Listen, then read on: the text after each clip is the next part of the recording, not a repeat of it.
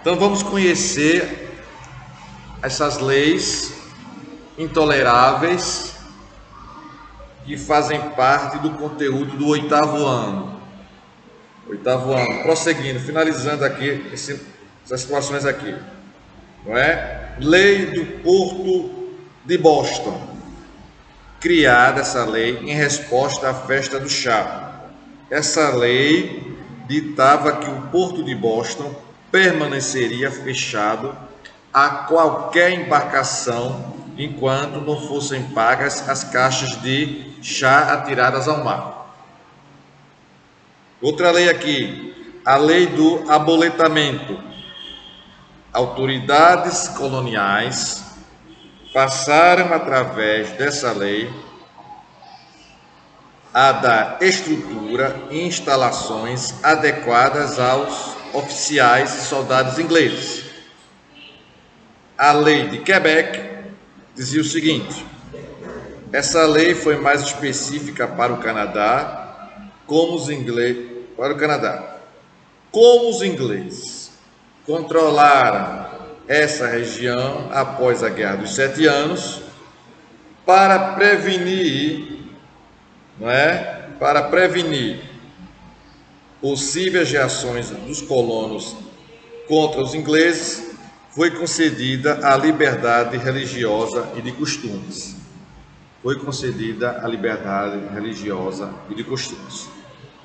Na página 158 nós temos a independência dos Estados Unidos, 1766. Mais uma vez, temos uma imagem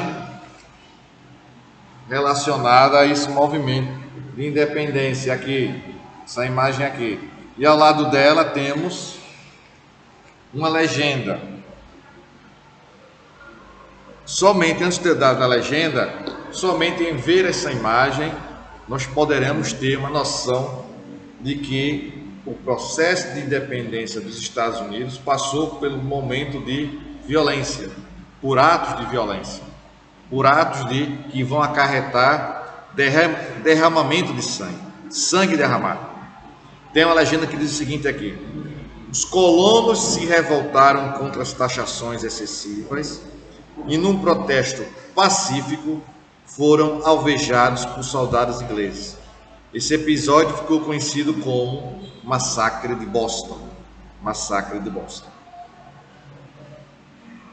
Na página 58 tem assim, a independência dos Estados Unidos. O conjunto de leis e impostos criados para os colônios foi o fator decisivo para que estes passassem a lutar por sua independência. No ano de 1774, muitos colonos com ideias iluministas passaram a organizar comícios. Que são comícios? São atos públicos que geralmente reúnem candidatos políticos que visam se eleger para determinados cargos, em que colocavam com veemência a necessidade de se buscar a independência. Esses movimentos levaram ao primeiro Congresso Continental da Filadélfia, em 1774, com representantes da colônia, ou seja, antes de ter a independência propriamente dita, houve congressos nos Estados Unidos que já realizavam debates sobre o tema. Qual o tema? Sobre a independência.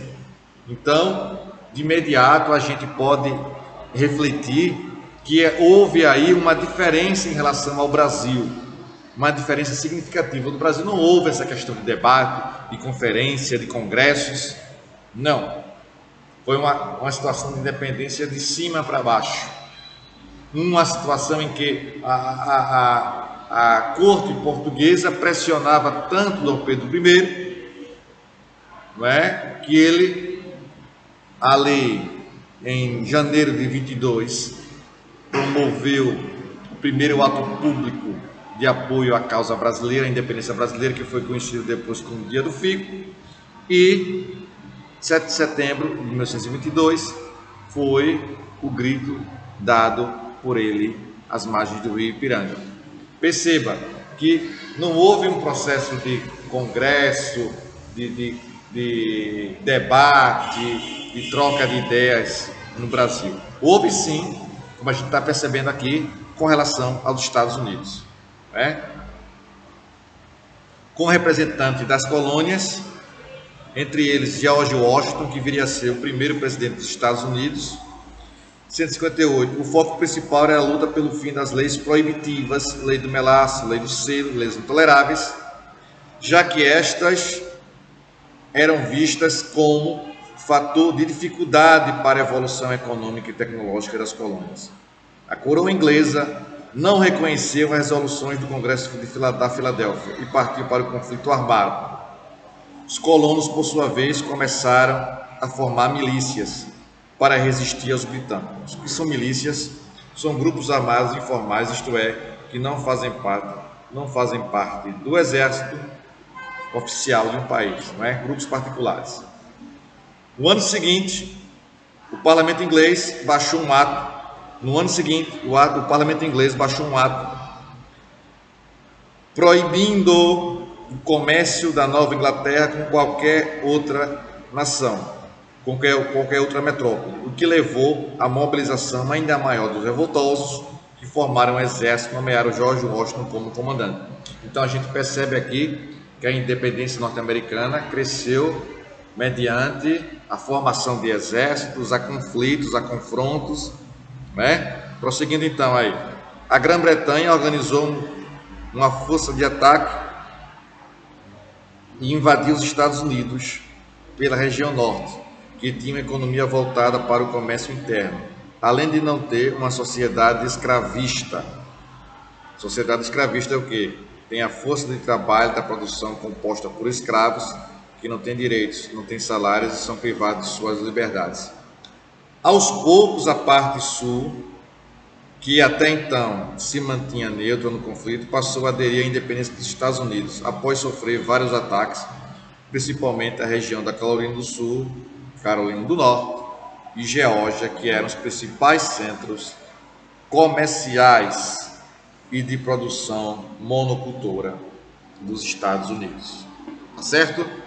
Bem, pessoal, espero que vocês tenham entendido essa situação aí da independência dos Estados Unidos, não é? É um conteúdo denso, um pouco mais alongado, mas a gente chega lá explicando direitinho. Qualquer dúvida, me envie perguntas pelo aplicativo. Um forte abraço a todos, fiquem em paz, se cuidem, certo? Abraço no coração de vocês. Tchau, pessoal do 8º ano. Tchau e até a próxima.